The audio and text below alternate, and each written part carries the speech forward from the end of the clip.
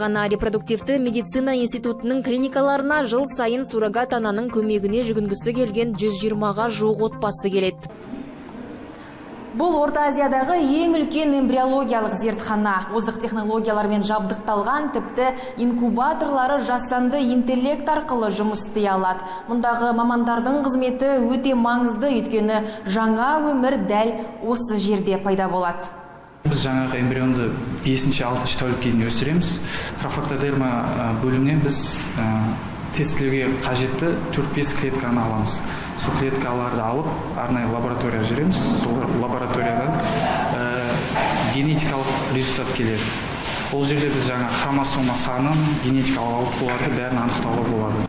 Әйел заты 30 жасында мұздататын болса, егер ол 5 жылдан кейін келетін болса, 30 жастағы жаңғы клеткалар сол қалпында жас болып тұрып сақталады. Қазақстандан бізге 20-30 жылға дейін әлі сақталған мұздатылған жасушалар бар. Ол ақылы түрде. Шамамен енді әр клиникада орташа есеппен 3000 теңге айына.